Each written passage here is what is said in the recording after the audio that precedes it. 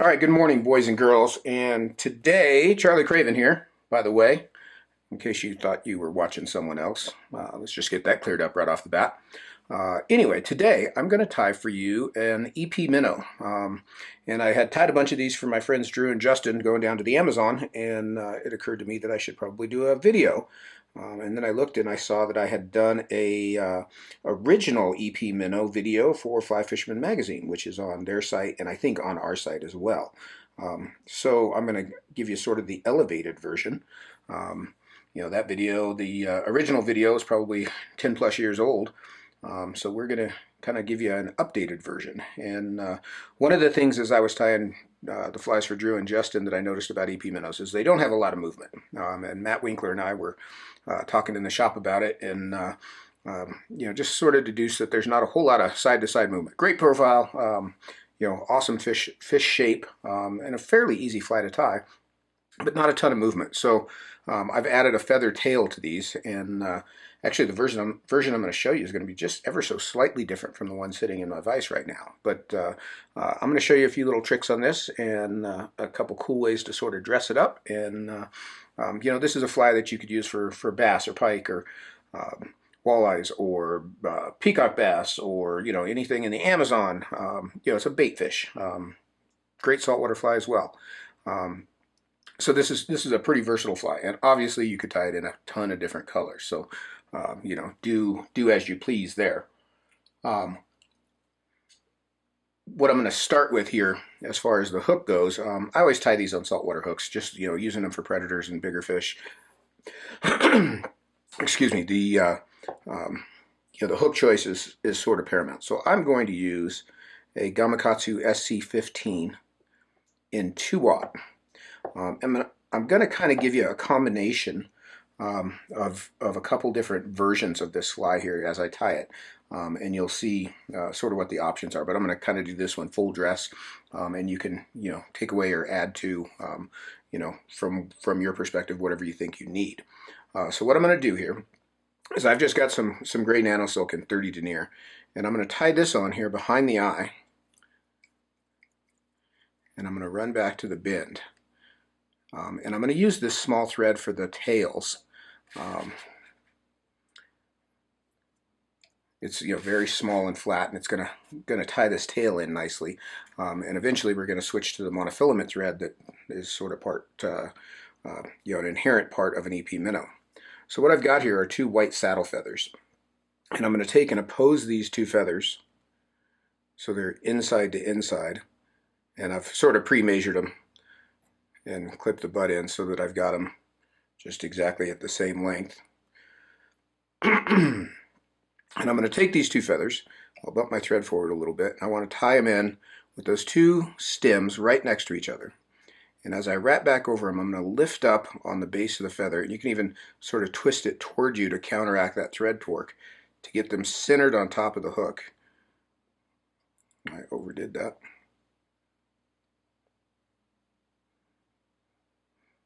Kind of tweak those into shape, like so.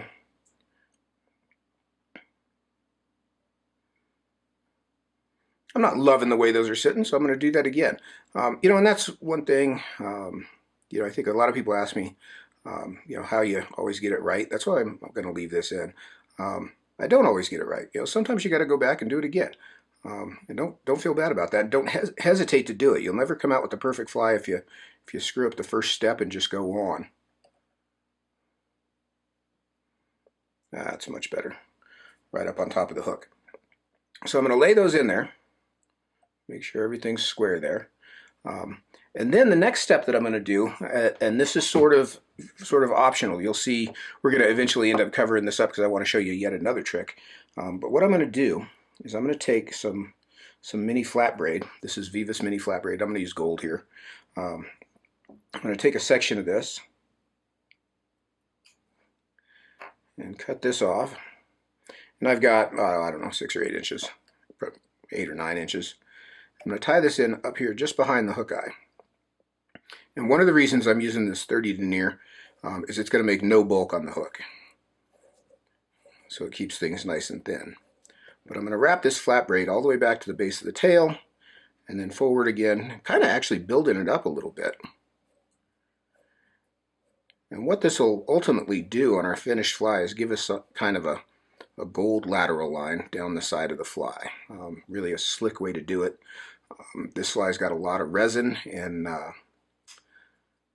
with the clear mono thread, it shows, the underbody shows right through, your tie downs show right through, and the thread all but disappears. So by putting that gold base down first, that's going to give us a nice little shine from within. Now as I'm looking on the monitor, I see that fiber right there that got tied down, and I'm going to cut that out. You know, that makes a huge difference in really only how I feel about the fly. That would never show again, but it was bugging me. So, you know, if you've got one on there, you should probably trim it out too, because I don't want your fly to bug me either. Now I'm going to hunt for my whip finisher. There it is. And I'm going to whip finish this 30 denier. And I don't really build a head or anything. I'm not really too worried about that. So now I'm going to come in with some Vivus mono thread. Get that up there. And this is 0.20. I think they make 0.10 and 0.20. This is the bigger of the two. And honestly, you could use the smaller one, no problem here. But I'm going to start this thread just up behind the head area and just spiral wrap back over that flat braid, back toward the bend, and trim that tag end out. And you can see that thread barely even shows. I mean, it's hardly there. It's clear. It's monofilament. But that is going to be one of the cool things that we're going to make work for this fly. All right, so now to get started on an EP minnow, and really from this point forward, if you took everything else off the hook and just started some clear mono thread and did what I'm about to do from here on out, you'd have a standard EP minnow. So we've just added a couple pieces there. So what I'm going to do here to get started is I'm going to take a clump of, in this case it's going to be white, but it doesn't have to be white, a lighter color. Generally you're going to tie these flies in two-tone flies, but I'm going to start with white. And what I'll do here is I'm going to measure this clump just a little short of the tail, and I'm going to lay it in along the far side of the hook, and I'll bring my thread around it and capture it on the bottom, maybe get a couple turns on there. And I leave this back end very long. I can always trim that to length. So I'm going to pull that around and center that under the hook, and then I'm going to create a little band of thread in between the front and back. Let me move this back out of the way so it doesn't get tangled. Band of thread in between that tie down. So now for the top color, I'm going to come in with, in this case it's going to be olive. And I've got kind of a ratty bunch here. Let me get a cleaner stack.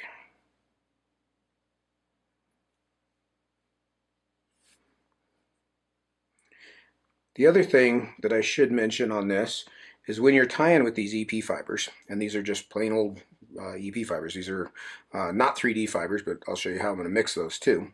I'm going to take some olive, but when you're tying with this, you want, honestly, it's much less than you think you need.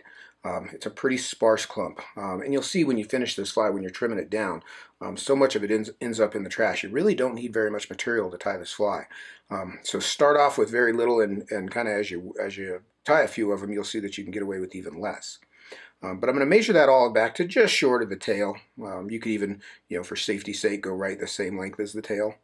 But I'll pinch that in on top. And actually, let me show you another trick here. Once I've got that measurement, well, I guess I can't show you that trick here. I'll show you in a second. Bear with me. So I'm going to lay that in, and I'm going to pinch wrap that right down on top of that first bunch of white.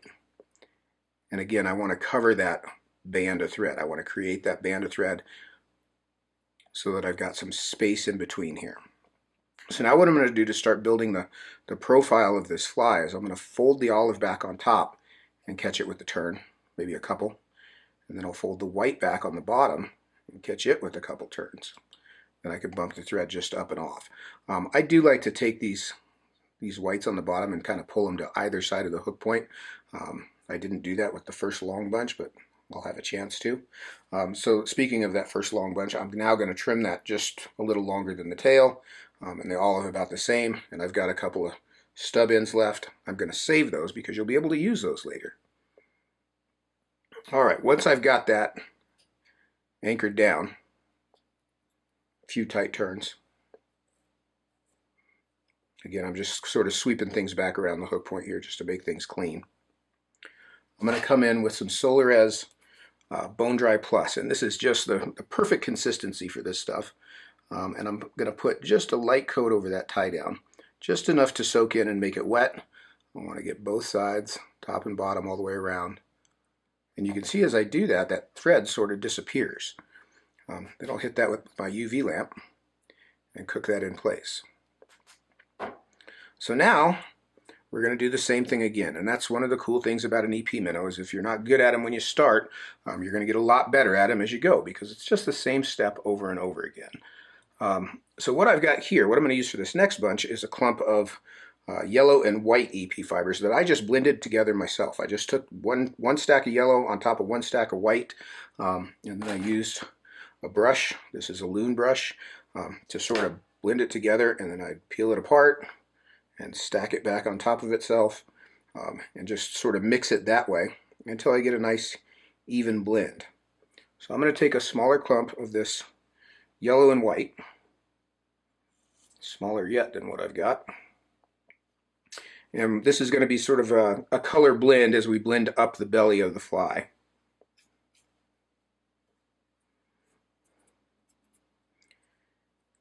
And I like to tie this short end forward. This is the trick I was going to show you on the olive. If you tie it as you kind of are prone to want to, you want to measure this piece against the bottom. I don't worry too much about measuring it, but the problem is you've got this long end, I'll get my hand out of the way, this long end on the front end that's in your way. So what I'm going to do is I'm going to tie this in short end forward, and I just want to make that short end long enough to go 2/3 of the way up the tail. And I'll lay that against the kind of far side of the hook and catch it. Pull it all underneath. I can trim that back in now. Save the rest of that clump. You're going to use it again. Create that band of thread. And then come in with your olive on the top. And we're going to do sort of the same thing again. I'm going to measure 1/2, 2/3 of the way up the tail. Tie this down on top, and I like to use a pinch wrap here just to make sure that that stays centered on top of the hook. Get that anchored down good and tight. It really doesn't matter which clump you pull back first. I'm going to pull the olive back, catch it with a couple turns, pull the yellow and white back, catch it with a few turns, and bump my thread off the end of that nub. Come back in with my Bone Dry Plus. Little light coat on that tie down. What this is doing is making that tinsel show through and the thread disappear, but also it's just making the fly just bulletproof. This thing is resined at every step. It's just a really tough fly. As I got to kind of reading about the requirements for the flies for these guys in the Amazon, one of their big complaints was that flies fell apart, and that's not going to happen to this one. All right, so now we're going to move forward just another little notch there, and I'm going to try to get about maybe 4 bunches here altogether. And in this case, I'm going to take a clump of red, yellow, and white. I want a little bit more colorful throat on this fly. For the front end of the belly, I'm going to just graduate these colors together. But I'm going to take this clump of red, yellow, and white and tie it in on the bottom.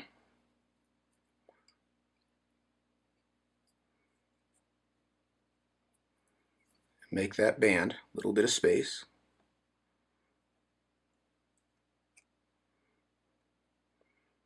And then come in with my yellow or my olive on top.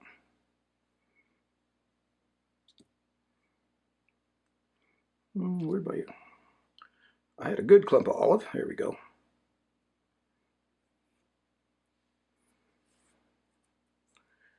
Take my olive on top. Same sort of band, and you want to be careful that you don't drag any of the fibers from the bottom to the top.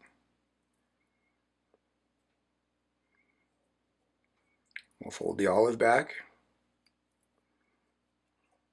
Oh, you see how my thread bumped off there? That's one of the liabilities of this mono thread is it's round, so you don't ever want to let off tension on it because it doesn't grab itself. It's pretty independent of the other strands. So it's a little bit different to work with for sure. So I want to create that little band, and then I'll resin both sides again, and you see the process here.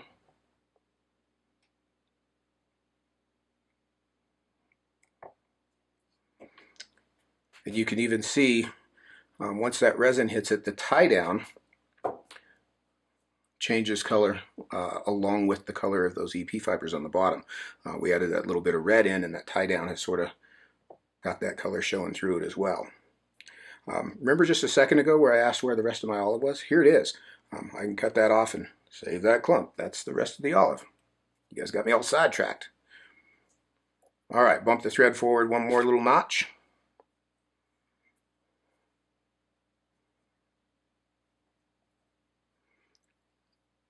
Tie my red and yellow in, pull it around to the bottom, create that band.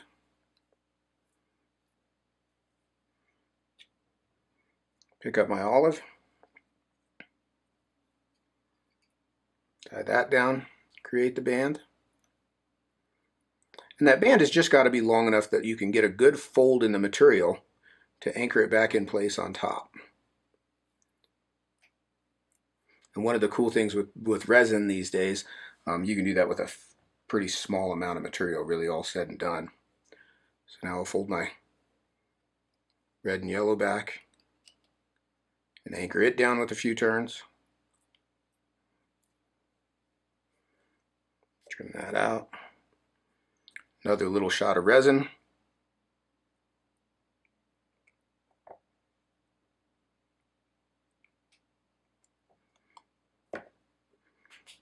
Hit him with the lamp. And you can see we're building this big sort of brush of a fly.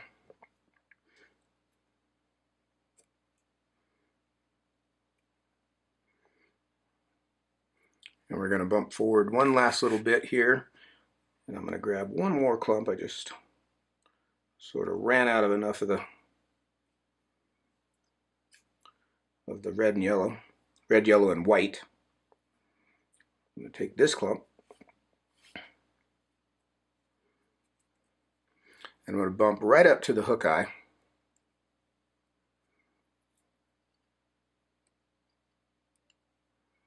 And anchor that on bottom. Pull both ends down to make sure that they're squared up there. Then pick up that last little bit of our olive. And this seems like a fairly short clump, but realistically you'll see when we trim it, it's going to come out much shorter. So don't short yourself thinking you won't have enough material to form the fly. You almost undoubtedly will. I'll tie the olive in on top. Create that band. Got a couple fibers there. Just sweep those back out of the way. And I'm going to fold my olive back on top. Lock in with a few turns. Orange and yellow, or red and yellow on the bottom. Catch with a few turns. And then I'm going to whip finish right on top of there. You can see that's a fairly large blocky head. That's going to be a nice base for our eyes here in a minute. There we go. And whip finish that mono thread. All right, so now let me get this mess out of my way. All these extra pieces. And now I usually come in with, actually, before I get too far ahead, I'm going to resin the sides of that head. Like I say, that mono thread is not the easiest stuff in the world to work with, and it doesn't hold a knot very well. So you definitely want to put some resin on there just to lock that down, and that'll seal things in so it's not going to come out. All right, now I'm going to take my finger brush, and any variety of little wire brush will work here. And I'm going to brush that top out and kind of stand it up, sweep everything back. You can see I'm just two-handing this. And typically I would take this and set it flat on my desktop. And I may still, just to get you a little better idea. So what I've done here, and I know you can't see it, because I want to keep it totally secret, I don't want you to know, is I just laid that flat on my desk and ran the brush through it.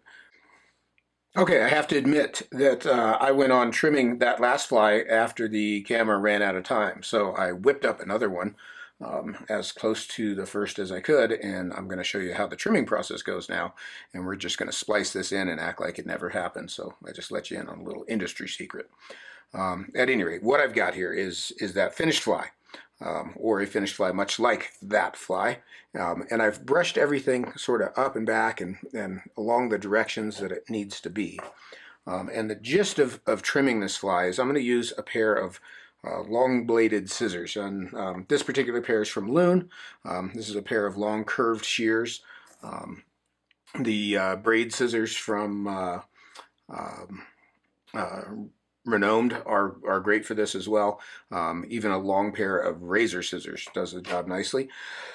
Excuse me. These Loon scissors are really nice because they're long enough to do the whole fly almost in one shot. And typically I would take the fly out of the vise to do this, but what I want to try to do this in the vise so that you can kind of follow along. What I'm going to do is go in at a long angle from the back and just sort of trim a fish shape. Kind of a long arc. And don't worry about getting exact as you go. You can see I've got just a rough cut there.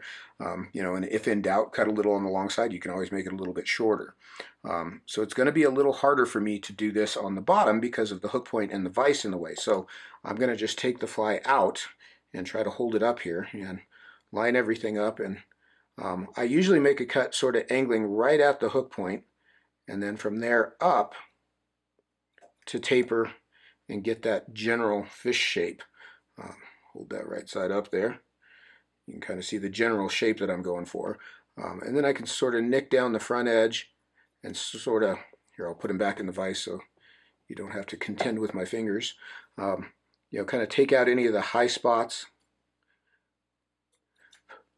And I do like to sort of pay attention. See how square this fly is here across the top?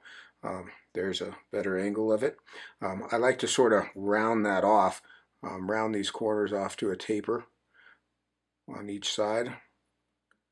This is much harder to do where I'm holding it so you can see it rather than so I can see it, but you get the general idea. And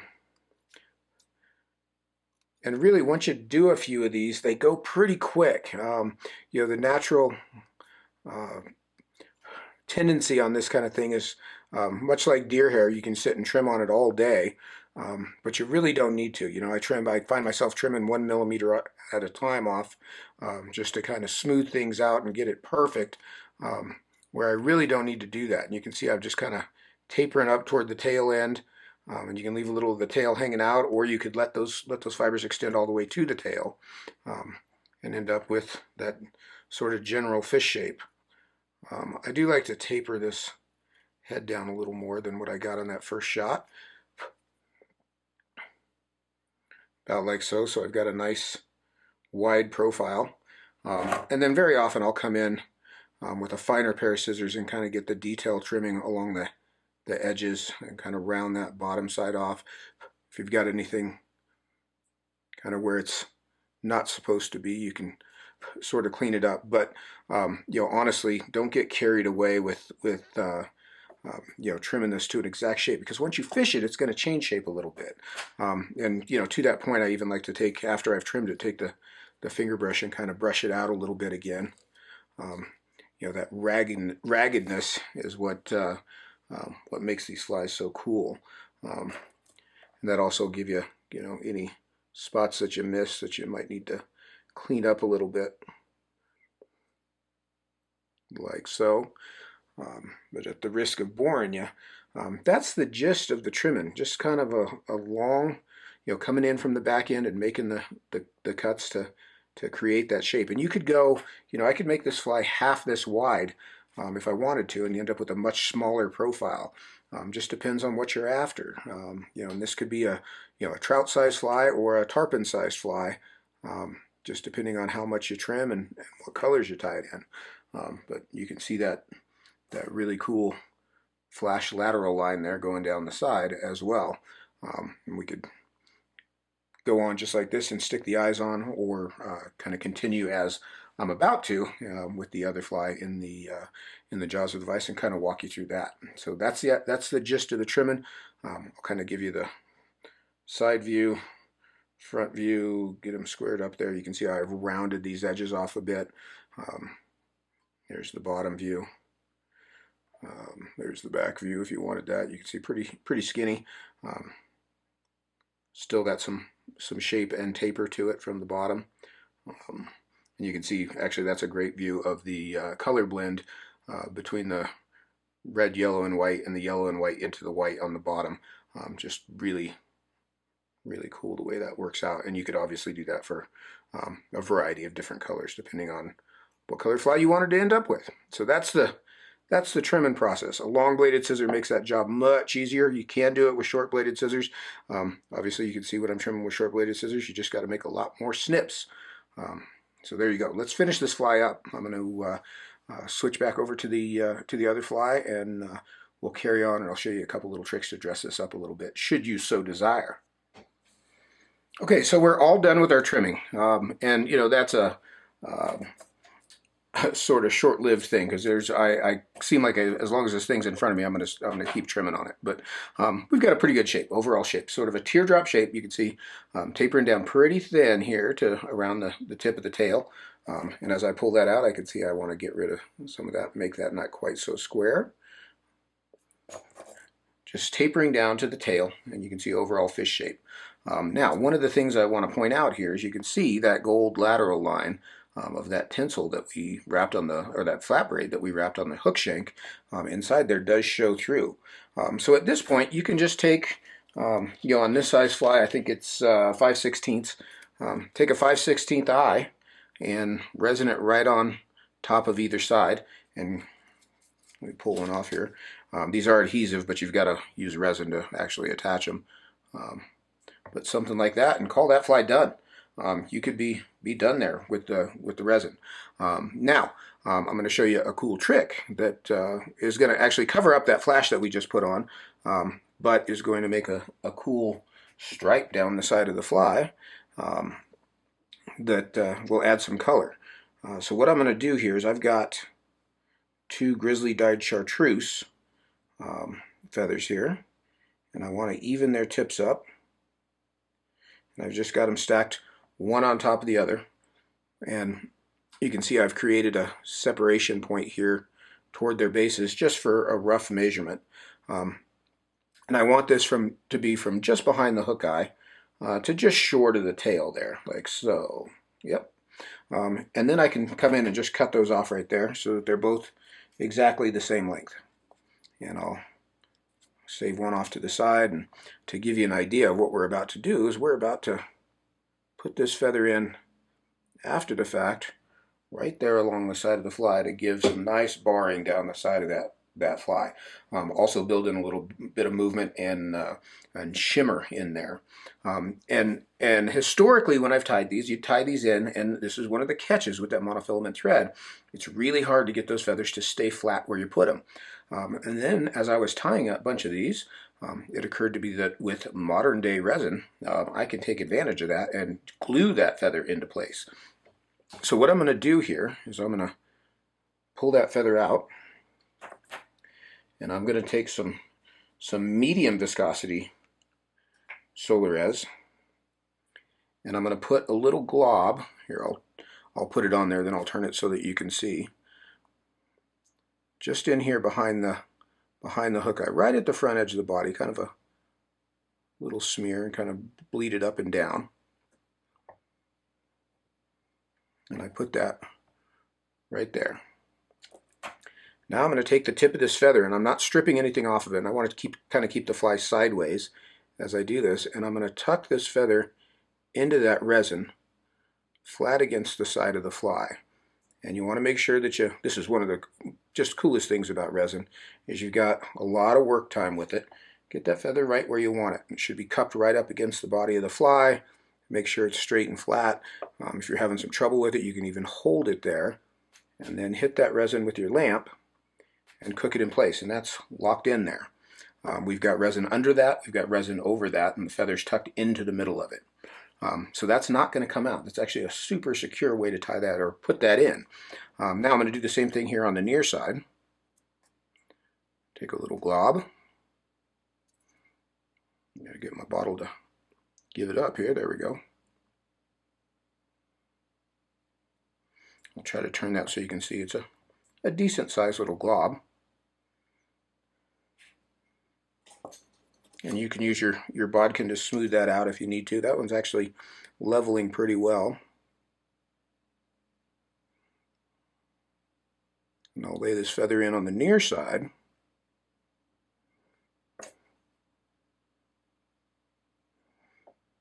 I want to make sure that those tips are even.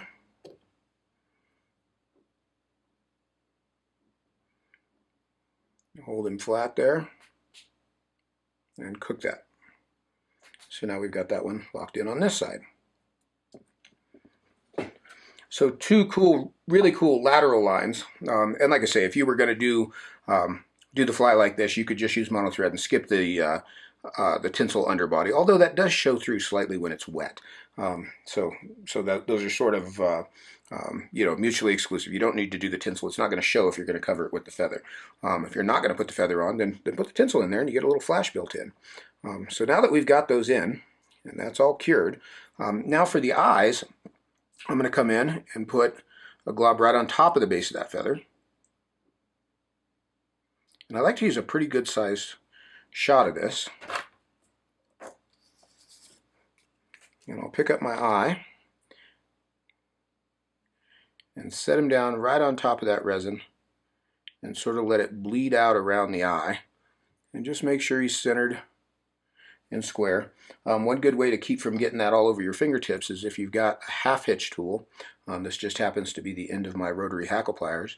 But if you've got a half hitch tool, you can use that to move the eye around and place it just right and get it where you want it, and then hit that with the lamp and lock that eye in. And we'll come over on the other side and do the same thing here.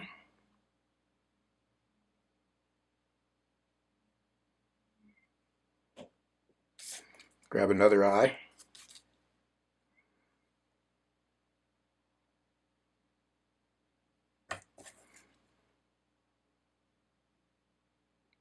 Use the tool to make sure that they're even.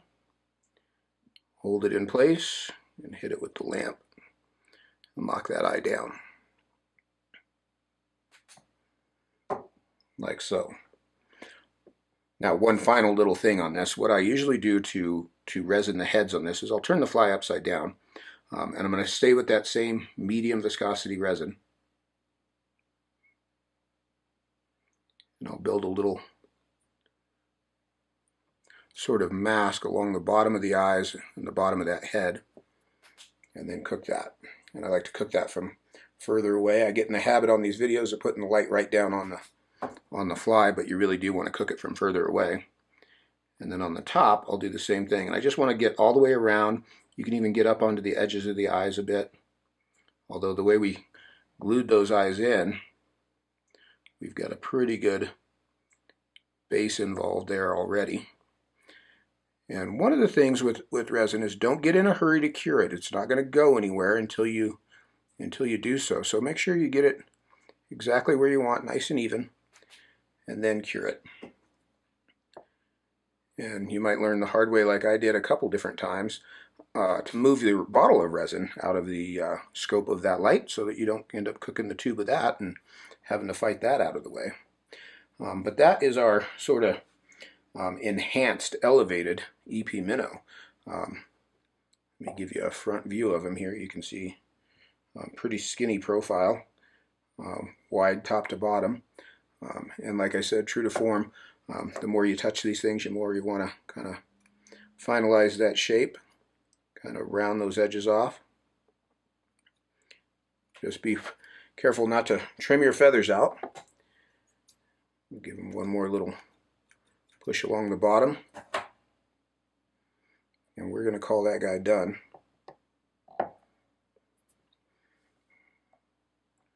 Pretty cool.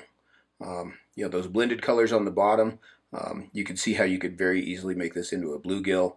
You can do a lot of different profiles with this, you know, this technique. This is a pattern. So you've got a lot of different ways to go about it here. Obviously different colored feathers, different colored eyes, different colored material, even different materials. There's a lot of stuff that you could tie an EP style minnow out of that is not EP fiber, including that macrame yarn that I am so fond of. Matt told me that he does a lot of game changer stuff like that with the macrame yarn in a dubbing loop. That's Matt Winkler, and creates a fly that doesn't sink so fast. It sort of suspends. You know, that's good use of materials. Good thinking on Matt's part. He's a pretty smart guy. I like hearing his thoughts. But anyway, that's what we've done today. I know this is a long video, lots of little details in there, but you know, that's who I am, and that's what I do. And for those of you that think I'm on a black background today, I think this looks really good on this background, but it just happens to be a dark blue t-shirt. So there, haha, my little gift for you. All right, guys, thanks for watching. I'm Charlie Craven. Stay tuned. There's going to be more coming. I appreciate it. Have a good one.